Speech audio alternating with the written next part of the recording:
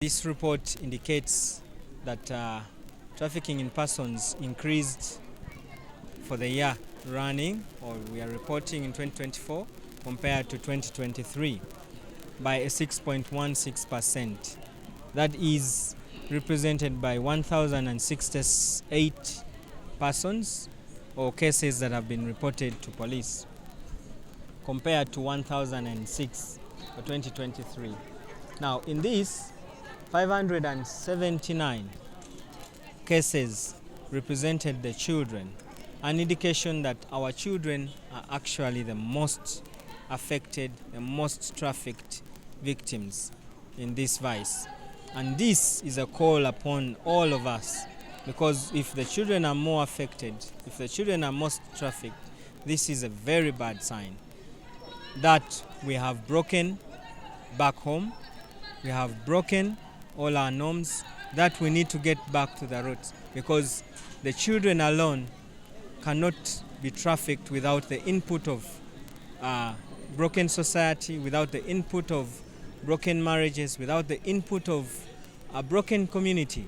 The children end up on the streets because they cannot stay home. They end up on the streets or being trafficked because the person supposed to be responsible for them is not there. So with this number, 597 is quite a big number to have our children be the most trafficked in the country. I chose to support survivors because I'm a survivor myself. I was trafficked in 2016, came back home 2017, very ill, at the verge of death. I survived.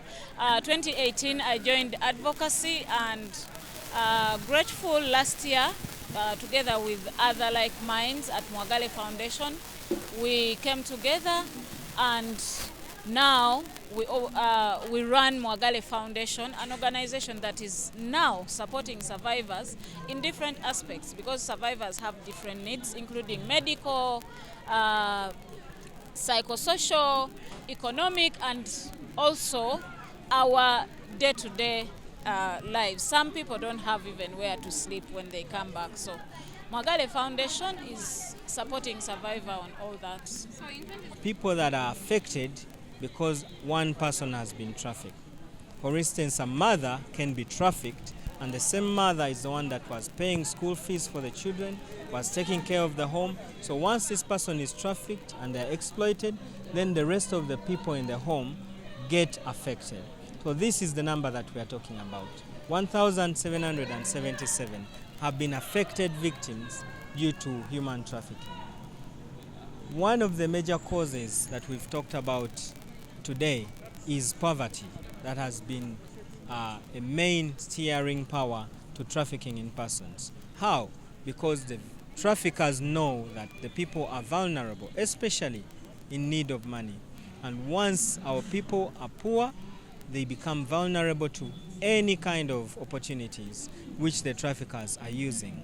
Because they know the people need the money, they will ask them to do anything. Sometimes the traffickers even ask these poor people for money to be given an opportunity which the people try to look for, but instead end up being defrauded.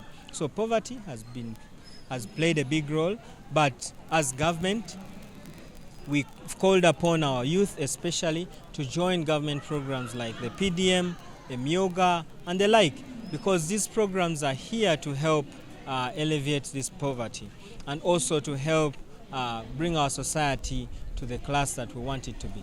My experience was really not good because I almost lost my life. So that pushed me to do something, at least to support people who go through or who went through the same thing that I went through. The challenges were mostly on the too much work that we are given. I know many of the girls who work in these houses don't know that they are trafficked victims, but as long as the kafala law system stands, we are all trafficked victims, especially those working as domestic workers. The kafala law system closes us into slavery, and that makes us automatically victims of trafficking because of the do's and don'ts that are in the kafala law system, especially the aspect of ownership and sponsorship, where your employer has a lot of power on your life. There are so many decisions you can't make because you are under the authority of your employer.